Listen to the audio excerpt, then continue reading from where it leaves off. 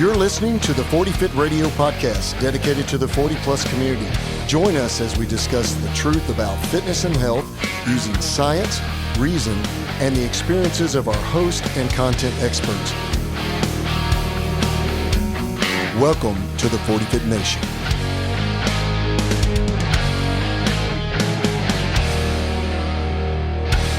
Hey, welcome back to 40 Fit Radio and welcome back to the 40 Fit Nation.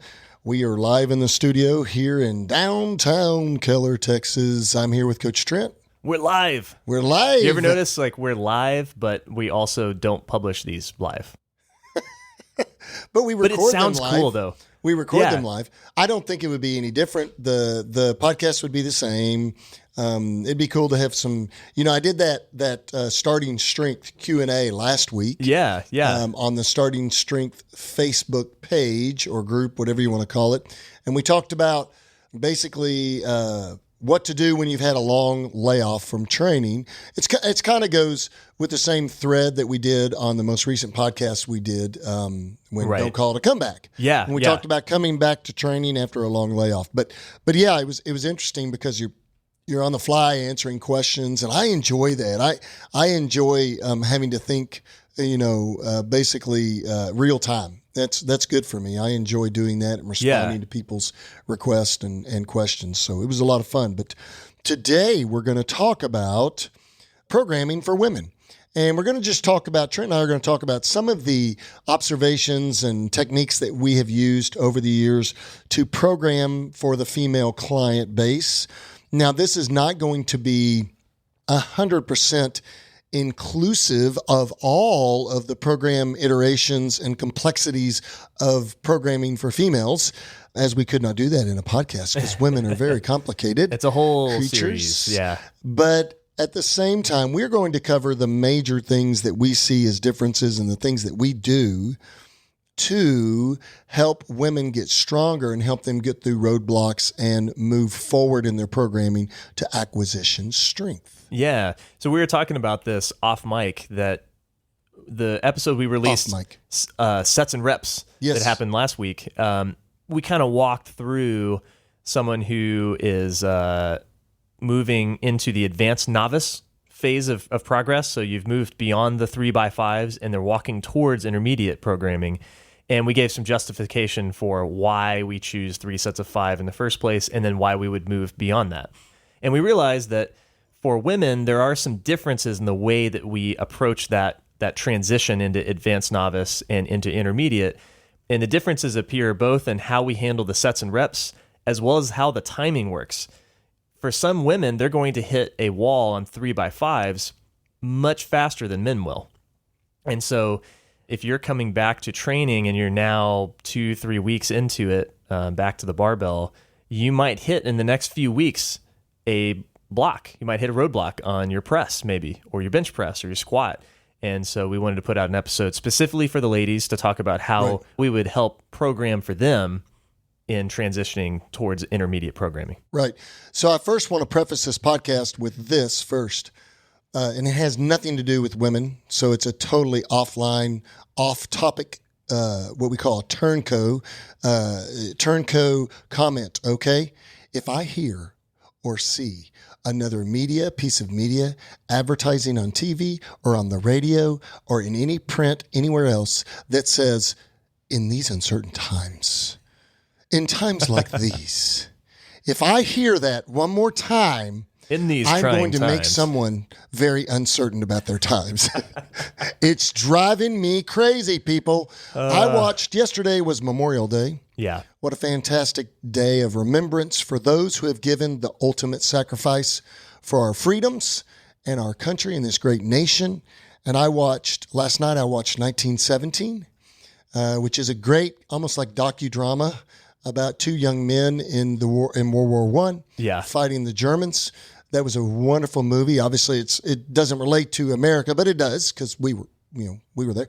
I watched The Patriot with Mel Gibson, another great film. And then I also watched The Lone Survivor. I haven't seen that. The movie about Marcus Luttrell and Michael Murphy and their platoon. and the Navy SEALs, and that is a fantastic film. You need to see that film. I've got it. Yeah. I've got it on disc or whatever, Blu-ray. I'll let you borrow it. Do you have a Blu-ray player? That's a great question. Yeah, or a CD player. And so, I don't even know if I have a disc player anymore of any kind. So I'll have to check. Yeah. Okay, check if you have it. I've got it. But I watched those three great films just to remind me about how these times are really not that uncertain. That we're going to be fine, and some people are going to get sick. And unfortunately, some people will have lost their life due to this virus. And I don't say that lightly. I know that if you have a family member that has lost their lives due to COVID-19, our prayers and thoughts go out to you. But I will also say this. Greater challenges have prior generations had than COVID-19 and still made it through it. We've got to be mentally tough, mentally strong, focus on our foundations, focus on the things that we can control and change, be smart. The idea of being safe in everything, I'm not even going to have that conversation with you after our last podcast. Yeah. Life is not all about safety. There are some inherent risks to being a human organism and living and breathing. So that is my rant. Now, let's talk some programming. Yeah, man. Let's talk fun. About women in programming. And as a disclaimer, before we talk about women in programming, it's never meant in our conversation that we're going to have today to say that women are less than men. That's not what we're going to be talking about today. But women are different from men. Than men, and physically and psychologically and physiologically, the large majority, and I say the large majority, now there are some women phenoms that are genetically just crazy superhumans, and I know several of them. I've trained several of them in the CrossFit industry. I have a woman that I trained for a while, Melissa Lucas. She is crazy strong, stronger than most men, but she is the exception to the rule. And women can get extremely strong. Look at Charity Hambrick. Yeah. Yesterday I think she pulled 335 for 5 on the deadlift. Yeah. She's crazy strong. Right. And so there are women like that are top-tier lifters, top-tier speed athletes, top-tier power athletes, just like men. But I think we can honestly say that with women, we have some programming challenges that must be addressed earlier in the training programming process than we would with men. And so we're going to talk a little bit about that today. Yeah, so let's lay out really quick, what are the physiological differences between men and women that are relevant to programming? Okay, first of all, these are things that we know based on science. Number one, women have less motor recruitment per motor unit and per muscle cell fiber than men do. In other words, if you took a cross-sectional area of a woman's muscle mass and a cross-sectional area of a man's muscle mass, a certain region, a woman is going to contract less forcefully and recruit less of those muscle fibers than a man could. So because of that, a man can just use more all at once of his muscle mass than a woman can. Yeah. It doesn't mean that women can't be powerful and forceful. It just means that if you compare them to a man and how you program, you do have to recognize that there's a difference there. They just can't recruit as many motor units at the same time. So my understanding is that there's kind of a theoretical maximum that everyone has of the available muscle fibers that they can recruit. And for men, it is in general higher than women. Correct. But for any given man, it's not 100%. No. Someone who is very gifted, so let's say someone who is genetically gifted, is an athlete and also has accumulated a lot of training, might be able to recruit 98% of their muscle mass, their muscle fibers in a given bout, like a 1RM lift. Right. Or an explosive movement. Like a jump, like someone doing a long jump. Whereas your average Joe, your average Joe that has less training under his belt may be more like 95%. I'm just throwing numbers out here. I mean, but it's never 100%.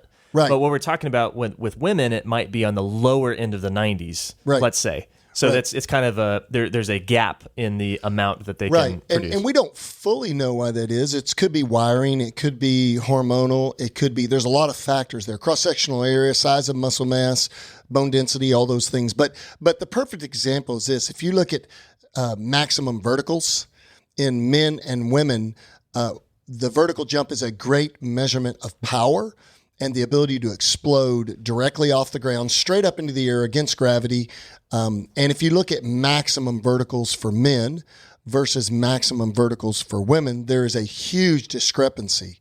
And I think a high for a male is somewhere around over 30 inches, like 28 to 32, somewhere in that range. Is that about right, Trent?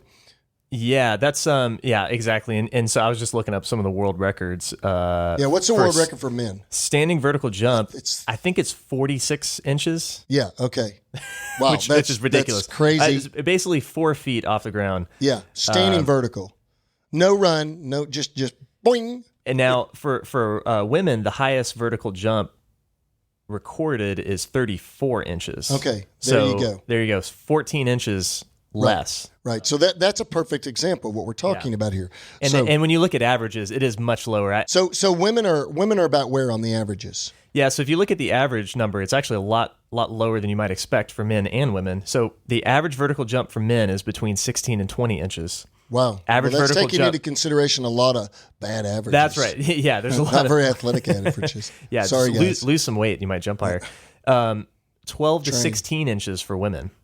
Yeah. Yeah, and I would say probably for athletes that's going to trend higher in general, but you see that there's a pretty big discrepancy between men and women. I think if we look at athletes, it's probably So why is that important? Because when we program using a set and rep scheme and frequency of the lifts, and then also accessory lifts or using alternative lifts to the big compound lifts, it's going to influence how we program. We're going to talk about that today. Right. So that's the first thing. The second thing is women just have less testosterone. They have less insulin growth factor, less DHEA. They have less of the male hormones that help to develop muscle size and strength. And so because of that, they gain strength, they acquisition strength slower and in smaller bouts or smaller levels. And there's another piece of that too, that they have fewer androgen receptors in their upper body. So the distribution of the muscle mass they do gain is going to be different than men. Right. Specifically, they're going to have a harder time gaining upper body muscle mass versus lower body muscle mass. Right. So generally speaking, a woman's upper body lifts are going to lag behind their lower body lifts. And so we need to account for that in programming as well. Yeah, and she'll peak out much earlier on the upper body lifts. And that's the importance of having things like training bars and what we would call a 35-pound bar. Some people like to call it a women's bar, but a 35-pound bar and lighter weight bars to start with so we can make smaller jumps along the way. Right. So that's one thing that we do in our gyms to make sure that we're programming correctly and providing the right equipment too. So the hormone levels are different also.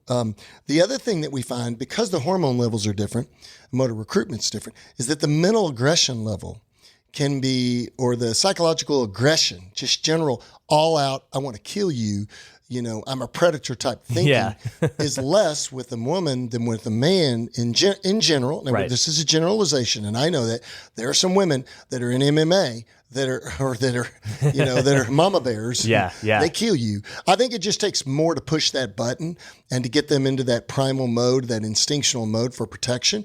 Right. But men are generally kind of provider protector and women are more nurturers. It's just the way we're wired. And I don't think that we cannot have the one without the other. No. We need both. The nurturer is not weaker because they're nurturers. And the provider protector is not stronger because they're provider protectors. You don't want a bunch of warriors raising your babies. That's not a good idea. No. We don't want that. So we need both of the sexes to have a good community to live within. So that's the other thing. And another physiological issue is the menstrual cycle. Is when women are menstruating, we might change programming a little bit because of their immune system, because of what's going on in their bodies, and how well they tolerate that, how well they don't. Some women have a menstrual cycle, and it's no big deal. Right. Yeah. Some women have a menstrual cycle, and they're down for a week. Sure. Or they're emotionally very, they're upside down. So you have to consider that in your programming and be honest with your lifters along the way. It's interesting. I mean, in my experience, it's kind of all over the board. Some women seem to have a small hit to their strength levels during their period. Some have a major hit. Some, no big deal whatsoever. Maybe just a little bit more uncomfortable to train, but otherwise doesn't affect their strength levels. So that might be more of a case-by-case basis. Yeah. But yeah, it is definitely. something that if you just feel wrecked, then that might be a situation where you decide to deload. Yeah. Bring the weights down a little bit. Hitting 1 RMs then. But yeah. But I also think it's mentally good for a woman during her menstrual cycle, as long as she's healthy, to do so, to train, because it's also great mental training. Yeah, and that's the last thing I would talk about is just the emotional state of a female trainee. I can get into a guy's face a lot easier than I can a female trainee. I'm a little, and I've done that out of mistake before, gotten too aggressive with the female trainee in a session, right, and told her to kind of, in a roundabout way, man up, kind of in a nice way, and then hurt their feelings, or been too stern with them and not recognize that I needed to treat her with a little bit more honor and be a little easier in that process than I could with a man. Yeah. And I've broken some men too doing that too. Oh yeah, so. Right. Well, I've encountered many times women that have racked a really hard set of squats, and they start tearing up afterwards. Because it's an emotional event. I mean, anyone who's done like a heavy set of 5 squats, it's an emotional event. Look, it's emotional for me too. Sometimes I tear up after the end of those squats. But yeah, I've had that happen, and to recognize that we may process the emotional experience of lifting differently, because we know it is intense. And the other thing I want to say is, and I said this earlier, but I'm just trying to cover all my bases with all you ladies out there and not get myself in the doghouse, is that none of these are weaknesses. No. None of these, I see these as weaknesses in your training model or in your programming or in you as an individual or you as a gender or a sex. None of these are weaknesses. These are just some of the characteristics that we see, right? And we have to program and work around those characteristics. And we take the strengths with the weaknesses, because there's a lot of strengths in that process too. Women are much more coachable than men, extremely more coachable than men. Yes, women are more trusting than men in the strength training process. They're more yielding in the sense that they listen to what you say and take your advice much more to heart than a man does. I don't have to work through ego with most women that I train. Right. I usually always have to work through ego with men that I train, unless I've developed enough credibility with them ahead of time that they know that I'm the man. Right. And that I'm going to train them. Yeah, exactly. And so those are some of the things. Women are generally more consistent, surprisingly more consistent than men. Yes. Even when they feel bad, they show up to the gym. Sometimes I think they feel guilty. They're like, yeah. But no matter what, I find that they're generally more consistent. If I coach them with care, they usually always come in. Yeah. That's a really good point. And I've noticed a lot of women that have done really well with strength training, because as we've talked about, strength training really rewards the consistent person. Oh yeah. And so they do really definitely. well because they just show up, right? It's not about how well you do on any one session, whereas men tend to be a little bit more ego driven. So it's more about like, man, what am I going to do today? Am I going to hit a PR today? Oh, dang, I didn't PR. I don't know if I want to come in next time. I'm not supposed to PR. So all right, so let's talk about specific programming things that we would do with a novice female. I think we dug a deep enough hole for ourselves in all that conversation. Let's talk about the actual stuff. All right, so now we're going to have 2 men tell you what you ought to do. Yeah, exactly. We need a woman on here. But let me just tell you, so we have used these techniques. I teach a women's class on Monday, Wednesday, Friday night. Yeah. I have a 67-year-old woman in that class. I have a 53-year-old woman in that class. I have a 55 or 6-year-old woman in that class. I have another woman that I coach that just turned 50. My business partner, you and I have both given her some coaching. Yep. She's in her mid-40s. So we've had a lot of experience with female clients in our gym and in remote or online type coaching settings. Right. And so these are techniques and things that we've used with the female gender. Okay, so first thing we do, we've talked about this with men as well. We like to invert reps when they no longer can make progress on 3 sets of 5. Yeah, and I would probably say with women at the 2-week mark, I go ahead and invert. Yeah. This is going to happen really fast. Right. Even if they're making their sets and reps at the 2-week mark, I'll go from like 3 sets of 5 on the squat, the press, and the bench press, and I'll go to 5 sets of 3 on those movements. And then on the deadlift, I'll go from 1 set of 5, maybe 2 weeks, maybe a little bit later, but I'll go to 2 sets of 3. That's right. So we're actually getting a little bit more volume, just less intensity per set. Right. Well, more intensity per set, right? Because you're driving the weight higher. But we're driving the weight higher, but we're not doing as much volume in the set, I guess you would say. Exactly. Yeah. Exactly. So, and the reason for that goes right back to what we talked about at the top of the episode with the physiological differences. Because their motor recruitment, because women's motor recruitment is lower in general, they cannot do a heavy set of 5. They can't express their strength. They can't produce as much of their maximum force. So let's say they had a heavy set of 3, okay, or let's say they had a heavy set of 5. A male is going to be able to produce more of that, more maximum percentage, more of a maximum percentage of that 1 set of 5 than a woman's going to be able to do in any given set. So let's say his 5 rep max was 100 pounds. Right. And a woman's 5 rep max was 75 pounds. A man might be able to get up to 80, 85 pounds, 87 and a half pounds, and do sets of 5 with that real consistently.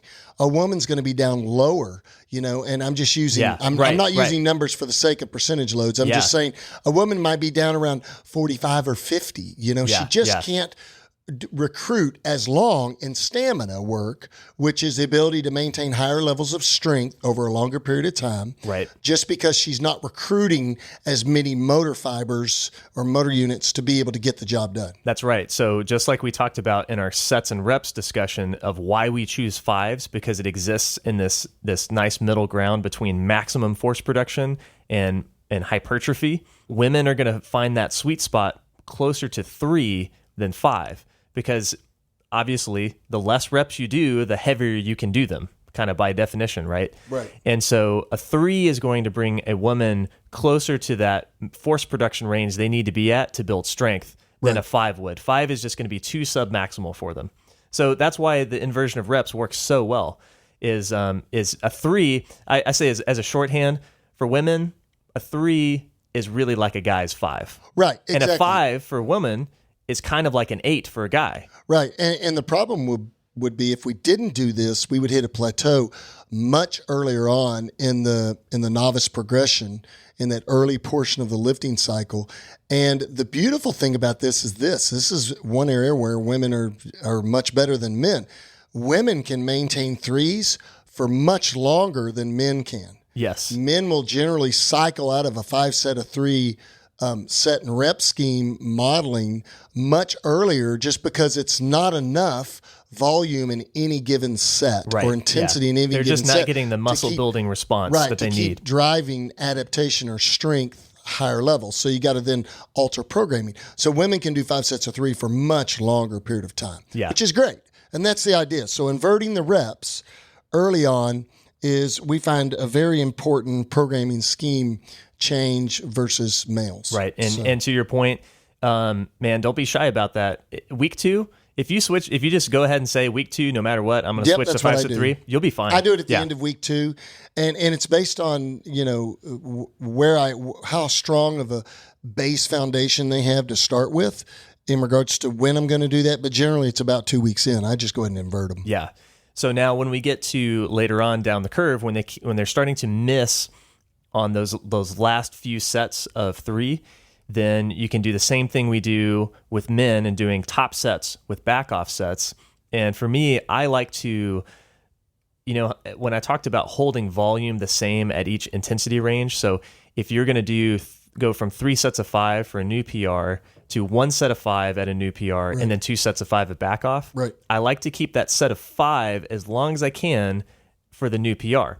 So for women, I like to keep that 2 sets of 3 at a new PR, and then do 3 sets of 3 with back off as long as I can. And then eventually that's going to be 1 set of 3 for a new PR, and then 4 sets of 3 at back off. Yeah, what I do is it's similar, but what I do is I will do the novice linear progression, where it's heavy every workout. Right. And then I'll go, and when they hit the wall on a particular lift, I'll do a slight deload, maybe a 5 to 10% deload, just a little bit.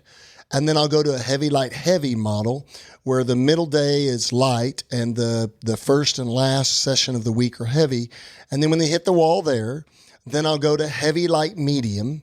I'll do a little deload and I'll go to heavy, light, medium. So I'm just pushing out the adaptation timeline with each iteration and change and moving forward in the programming model. I'm pushing out the time that they have to adapt and trying to time that correctly with their muscle growth and their strength growth. Now, I'm doing that in real time for every single lift. Right. So for some lifts, I'm in the HLH model and it's the upper body lifts much earlier than I would be for the deadlift or the squat. It may be much later in their training progression for me to go to that model for the lower body lifts. Right. And so I'll be doing that much earlier. My experience has been the press is the first thing to hit a wall. Yep. The bench press is the second thing to hit a wall. The squat is the third thing to hit a wall, and then the deadlift being last. That's kind of how the compound lifts respond to when they're going to peak out on their lifts and their strength progression, their adaptation. Right. So that's how I would do that iteration with a male or female, both. I mean, there's no difference. That's the thing too. We had to said that at the top that there's actually very few hard differences between programming for men and women. It's just the timeline is different, and when you make these changes, and then the rep ranges are slightly different. Right. But yeah, all these things could apply to men as well. Now, let me tell you something else that we do here in our gym that seems to work really, really well, especially with the upper body lifts, with the press, the bench press, and I also want to throw in here chins too, with doing a pulling motion like a pull-up or a chin.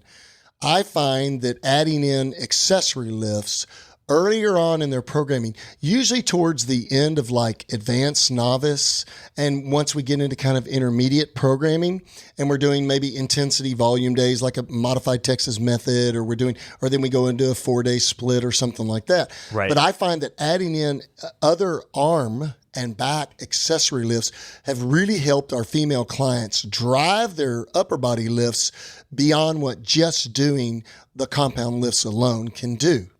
So we will add in, or I will add in, we're talking about this, I'll add in barbell curls. I'll add in tricep extensions like skull crushers, lying on your back with a French curl bar or even a straight bar. I'll do them with dumbbells too. And then I'll also add in the barbell row as an accessory lift for building the lat and the middle back and the upper back, the traps, the middle back, the rhomboids, the middle traps and the lower traps, and the latissimus, and building those muscle groups and the posterior deltoid, building those muscle groups to improve their ability to do chins and their ability to do presses and bench presses. And I have had wonderful results with that. We would hit a wall on the press, and then we would start adding, we would go through several iterations of deload, reset, change set and rep scheme. We were with intermediate programming, so we were doing like a Texas method. We were doing a volume day on a Monday, intensity day on Friday, and we just kept hitting a wall with one particular client. So I just kind of backed off on programming a little bit, went to kind of a modified Texas method and added in a day or two of accessory lifts. Yeah. Or a day or two, some accessory work with her compound lifts. And all of a sudden her press went up and she was doing, chins. So my 67-year-old client does 4 chins, 4 strict chins, Fantastic. And my 55-year-old client does 4 to 5, 56-year-old client, strict chins. These are not kipping pull-ups. These are not, these are strict chins, So yeah, it's really helped to drive their upper body strength better by adding those accessory lifts in there. Yeah, absolutely. And I've found for smaller framed women that can really help with like the squat, because sometimes women just have trouble putting enough muscle mass on their upper back in order to cushion that bar to get a nice strong shelf when they're squatting. Right. So they can have great carryover into the squat as well, in the lower body lifts. Right. And I think part of that is because, so basically what are we trying to do here with these accessory lifts? We're trying to drive more volume than you could with the barbell, because at some point, if we want to get a whole bunch of reps in, you could do it with the barbell, but it's going to have to be so light. We're not really hitting the muscle groups with enough force production to get the adaptation we want. Right. And so these accessory lifts basically because they're shorter range of motion, they're easier to perform. They're smaller muscle groups. We can hit those muscle groups harder in terms of force production, and we can also do them for a whole lot more reps because it's less systemically stressful on the body. You can accumulate 50 reps in a week, whereas 50 reps of a barbell lift, of a compound lift, would be extremely stressful. Right. The other thing I like to point out about these accessory lifts is there's always a stabilizing muscle group, and then there's a moving muscle group. Yeah. So if we're doing barbell curls and we're standing upright, you're stabilizing the position with your hips and legs and your upper back, your posterior chain, your shoulders, and then you're moving with your arms into a curl motion.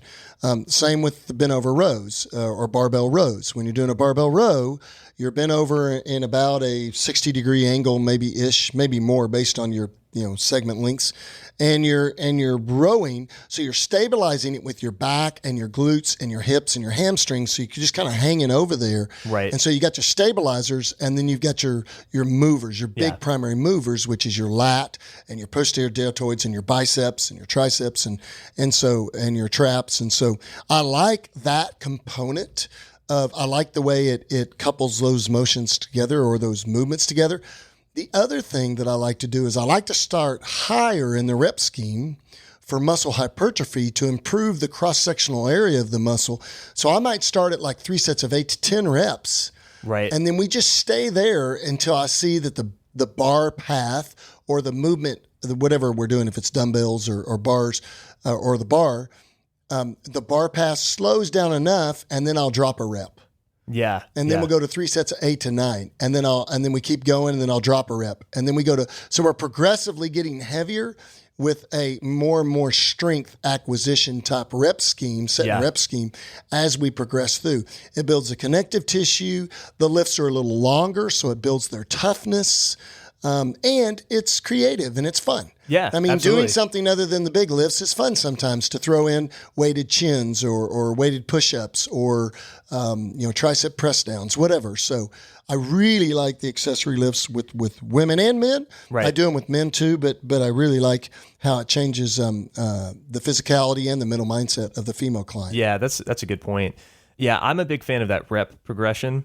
So driving those sets of 10 until you start missing rep 8 and 9, and then going up to a set of 8. Right. And then maybe staying there at that weight until you get back to a set of 10, and then progressing from there. Right. You can add more weight, and so you can kind of cycle through that rep range. Right. An inversion type model, basically. Absolutely. Sets to reps. I also really like, because we're trying to accumulate lots of reps here, mm-hmm. I also like making the last set of however many sets you program an AMRAP.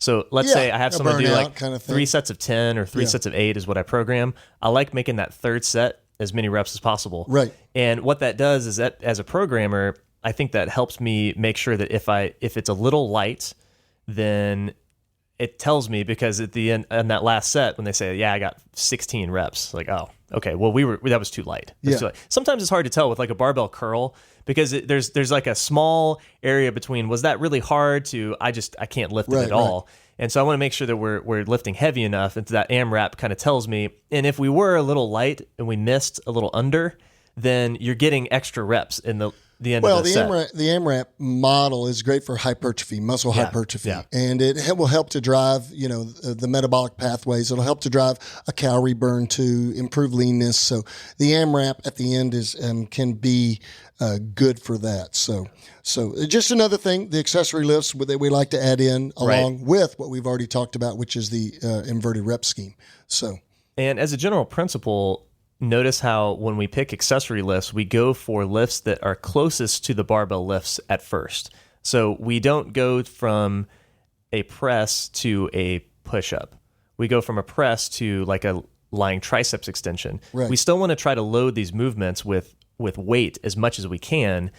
And the secondary, as I call them, the secondary or tertiary type accessory lifts, those can be useful, but we're going to choose them much less often than we will the sort of primary accessory lifts, where we're still moving a bar with weight. Right. Then we're going to progress with weight. Yeah, and I've added up other types of, I guess you would say, trunk exercises. I've added, leg lifts, L-ups, knee-ups, or knees to elbows. I don't do them in a CrossFitish sense where it's speed-based and they're bouncing.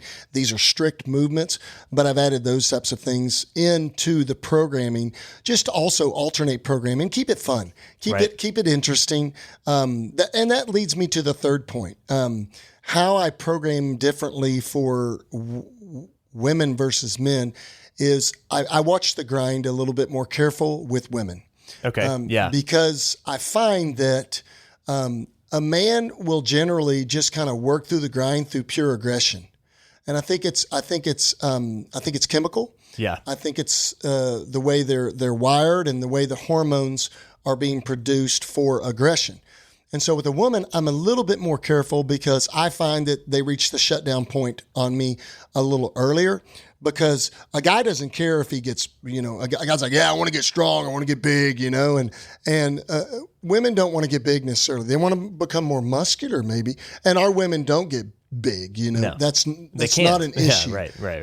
But they want to become more muscular and they want to become more toned, but there are different reasons for that. And so I'm a little bit more careful about how I program and how I interact with the gym and let them grind. I've got one client that she is a crazy grinder. She will just work through every single rep, and her power production is kind of low too. So the speed of her lifts are slow, and I have to be careful not to have just every single set and rep she's doing be nothing but a grind. She gets through them, but it's very grinding. So it's hard on the joints too.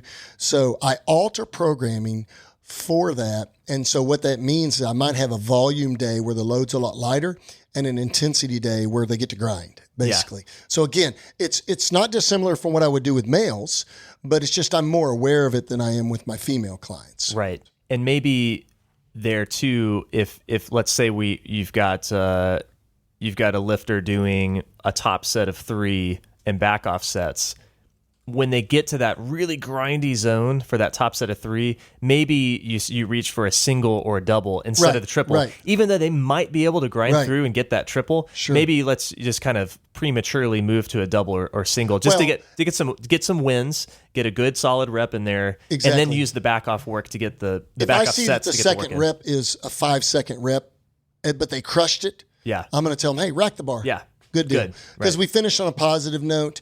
We ground with 2 reps that they've never probably done before, if it's a 2-rep max or a heavy set.